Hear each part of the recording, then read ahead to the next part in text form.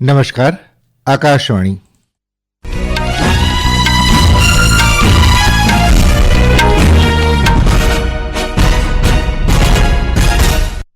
સમાચાર જયેશ વેગડા વાંચે છે. સૌપ્રથમ મુખ્ય સમાચાર.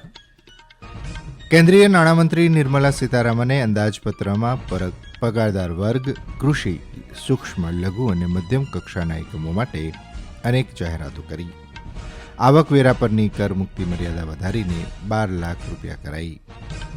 પ્રધાનમંત્રીએ અંદાજપત્રને ભારતના વિકાસ માટે ગેમ ચેન્જર ગણાવ્યું. દિલ્હી વિધાનસભા ચૂંટણી માટેનો પ્રચાર ચરમસીમાએ. ચૂંટણી પંચ દ્વારા મુક્ત ન્યાયી ચૂંટણી માટે તમામ તૈયારીઓ પૂર્ણ.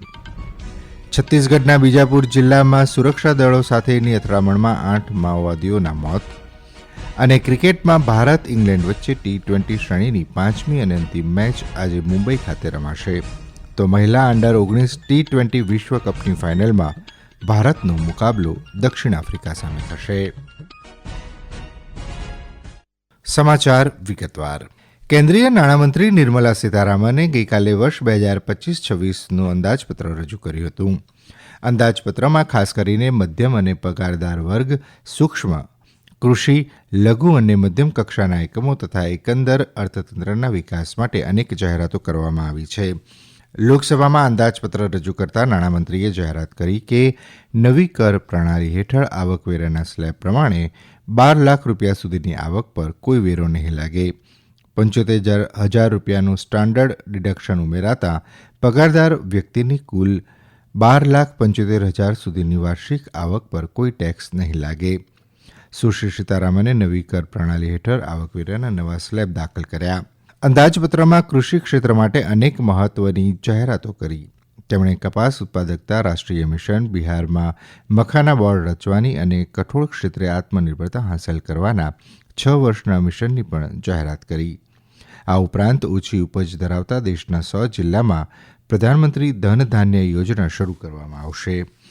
નાણામંત્રીએ જણાવ્યું કે કિસાન ક્રેડિટ કાર્ડ દ્વારા ઋણ માટેની મર્યાદા 3 લાખ રૂપિયાથી વધારીને 5 લાખ રૂપિયા કરવામાં આવશે. બજેટમાં સૂક્ષ્મ, લઘુ અને મધ્યમ કક્ષાના એકમો MSME માટે નેશનલ મેન્યુફેક્ચરિંગ મિશન સ્થાપનાની જાહેરાત પણ કરવામાં આવી છે. અંદાજપત્રમાં રેલવે અંગે કરાયેલી જાહેરાતો અંગે રેલવે મંત્રી અશ્વિની વૈષ્ણવે પોતાનો પ્રતિભાવ આપતા આ મુજબ જણાવ્યું હતું.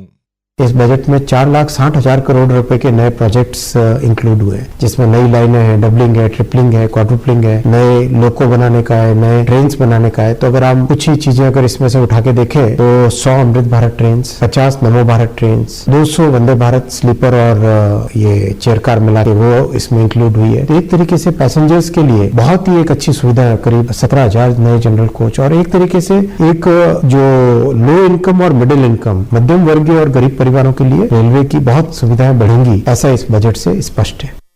પ્રધાનમંત્રી નરેન્દ્ર મોદીએ કેન્દ્રીય અંદાજપત્ર 2025ને ભારતના વિકાસ માટે ગેમ ચેન્જર ગણાવ્યું છે અને વિકસિત ભારત તરફ દેશની યાત્રાને વેગ આપવામાં તેની ભૂમિકા પર ભાર મૂક્યો. ગઈકાલે અંદાજપત્ર રજૂ કરાયા બાદ પોતાના સંદેશામાં શ્રી મોદીએ કહ્યું હતું કે કેન્દ્રીય અંદાજપત્ર AI, રમકડા ઉત્પાદન, કૃષિ, ફૂટવેર, ફૂડ પ્રોસેસિંગ અને ગીગ અર્થતંત્ર સહિત અનેક ક્ષેત્રોમાં નવીનતા, ઉદ્યોગ સાહસિકતા અને ટકાઉ વિકાસ માટે માર્ગ મોકળો કરે છે. દરમિયાન SBIના ચેરમેન CS શેટ્ટીએ જણાવ્યું હતું કે કેન્દ્રીય બજેટે ભારતને નવીનતા અને જ્ઞાન સંચાલિત અર્થતંત્ર તરીકે સ્થાન આપ્યું છે. તો federation of Indian chamber of commerce and industries ફિક્કીના પ્રમુખ હર્ષવર્ધન અગ્રવાલે AIR ન્યૂઝ સાથે વાત કરતા જણાવ્યું હતું કે બજેટ દરખાસ્તો મધ્યમ વર્ગની ભાવનાને વેગ આપશે. દેશના ઉત્તર પૂર્વ ભાગના અર્થશાસ્ત્રીઓએ પણ બજેટની પ્રશંસા કરી. આસામ સેન્ટ્રલ યુનિવર્સિટીના અર્થશાસ્ત્ર વિભાગના વડા પ્રોફેસર ઋત્વિક મજમુદારે બજેટને મધ્યમ વર્ગના હિતમાં ગણાવ્યું. તો રત્ન અને ઝવેરાત ઉદ્યોગે કેન્દ્રીય બજેટ 2025-26માં પ્લેટિનિયમ શોધ પર મૂળભૂત કસ્ટમ ડ્યુટી ઘટાડવા અને ઝવેરાત ડ્યુટી ઘટાડવાના સરકારના પગલાંનું સ્વાગત કર્યું. અગ્રણી ઓટોમોટિવ ઉદ્યોગ સંગઠનોએ કેન્દ્રીય બજેટને પ્રગતિશીલ અને વિકાસલક્ષી ગણાવ્યું હતું. દિલ્હી વિધાનસભા ચૂંટણીનો જાહેર પ્રચાર આવતીકાલે સાંજે સમાપ્ત થશે. રાજકીય પક્ષોએ મતદારોને આકર્ષવા માટે પોતાના પ્રયાસો તેજ કરી દીધા છે. 70 સભ્યોની વિધાનસભા માટે બુધવારે મતદાન થશે તો મતગણતરી 8મી ફેબ્રુઆરીએ થશે.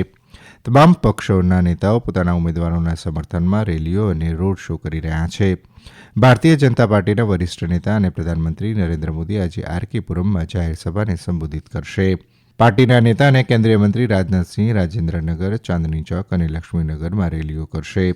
દરમિયાન પાર્ટીના વરિષ્ઠ નેતા અને ગૃહમંત્રી અમિત શાહે ગઈકાલે દિલ્હીમાં અનેક રેલીઓ કરી હતી. આમ આદમી પાર્ટીની સરકાર પર દારૂ અને પાણી બોર્ડ કૌભાંડો સહિત હજારો કરોડ રૂપિયાના કૌભાંડોમાં સંડોવણીનો તેમણે આરોપ લગાવ્યો હતો. તો ઉત્તરાખંડના મુખ્યમંત્રી પુષ્કરસિંહ ધામીએ પણ ગઈકાલે દ્વારકામાં ચૂંટણી રેલી યોજી હતી. કોંગ્રેસના નેતા અજય માકન આજે દિલ્હીમાં એક પ્રેસ કોન્ફરન્સ કરશે. કોંગ્રેસના નેતા રાહુલ ગાંધીએ સદર બજારમાં એક જાહેર સભામાં દાવો કર્યો હતો કે દેશમાં નફરત અને હિંસા તેમજ પ્રેમ અને ભાઈચારાની વિચારધારાઓ વચ્ચે સંઘર્ષ છે. આમ આદમી પાર્ટીના નેતા અરવિંદ કેજરીવાલે પણ અનેક રેલીઓને સંબોધિત કરી હતી. કોંગ્રેસના સાંસદ પ્રિયંકા ગાંધી વાડ્રાએ ચાંદની ચોકમાં ચૂંટણી રેલી યોજી હતી. ચૂંટણી પંચે દિલ્હીમાં મુખ્ય ચૂંટણી અધિકારીઓને મુક્ત, ન્યાયી અને પ્રલોભન મુક્ત ચૂંટણી સુનિશ્ચિત કરવા માટે તમામ જરૂરી પગલાં લેવાનો નિર્દેશ આપ્યો છે. ચૂંટણી પંચે તમામ જિલ્લા ચૂંટણી અધિકારીઓને મતદાન પહેલાના મહત્વપૂર્ણ 72 કલાક દરમિયાન કાયદો અને વ્યવસ્થા પર ચાંપતી નજર રાખવા માટે વરિષ્ઠ પોલીસ અધિકારીઓ સાથે ખાસ બેઠક યોજવા જણાવ્યું છે. આ બેઠકમાં જનરલ પોલીસ અને ખર્ચ નિરીક્ષકો પણ હાજર રહેવા જોઈએ તેમ તેમણે ઉમેર્યું હતું. આ સમાચાર આપ આકાશવાણી પરથી સાંભળી રહ્યા છો. આ સમાચાર આપ અમારી YouTube channel EIR news Gujarat પર પણ સાંભળી શકશો. વધુ સમાચાર માટે અમારી વેબસાઇટ newsonair.gov.in/ગુજરાતી અને અમારા એક્સ હેન્ડલ AIR_news_ABAD ને ફોલો કરશો. છત્તીસગઢના બીજાપુર જિલ્લામાં ગઈકાલે સુરક્ષા દળો સાથેની અથડામણમાં 8 માઓવાદીઓ માર્યા ગયા હતા. પોલીસના જણાવ્યા અનુસાર જિલ્લાના ગંગલુર જિલ્લામાં માઓવાદીઓની હાજરી અંગે માહિતી મળ્યા બાદ સુરક્ષા દળોની સંયુક્ત ટીમે શોધ અભિયાન શરૂ કર્યું હતું. બંને બાજુથી ગોળીબાર થયા બાદ ઘટના સ્થળેથી 8 નક્સલવાદીઓના મૃતદેહ, રાઇફલ અને ગ્રેનેડ મળી આવ્યા હતા. છેલ્લા સમાચાર મળ્યા ત્યાં સુધી આ વિસ્તારમાં શોધ અભિયાન ચાલુ છે.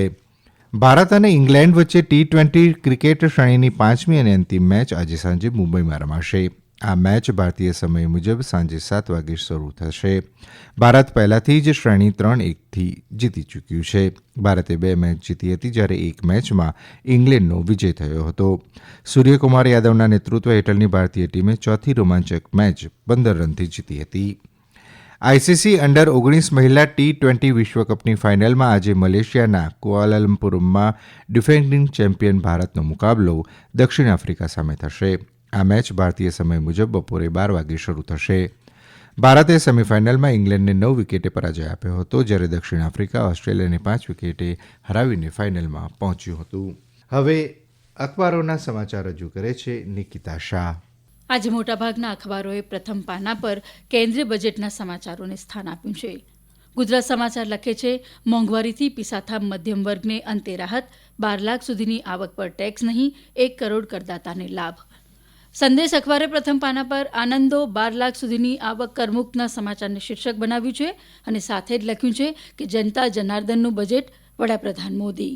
દિવ્ય ભાસ્કરના પ્રથમ પાના પર વેતન ધારકોની વસંત, 12.75 લાખ રૂપિયા સુધીની આવક પર કોઈ ટેક્સ નહીં, મધ્યમ વર્ગ ખુશીઓ, ટેક્સ ફ્રીના સમાચારને મથાળા તરીકે સ્થાન આપ્યું છે.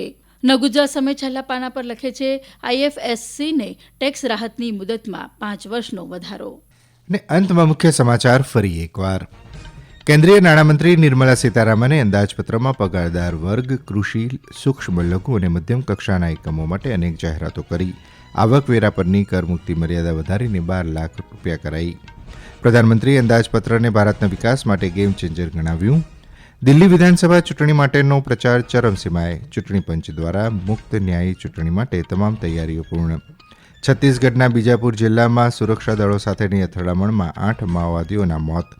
અને ક્રિકેટમાં ભારત ઇંગ્લેન્ડ વચ્ચે T20 શ્રેણીની 5મી અને અંતિમ મેચ આજે મુંબઈ ખાતે રમાશે. તો મહિલા અંડર-19 T20 વિશ્વકપની ફાઇનલમાં ભારતનો મુકાબલો દક્ષિણ આફ્રિકા સામે થશે. આકાશવાણી પરથી સમાચાર પૂરા થયા.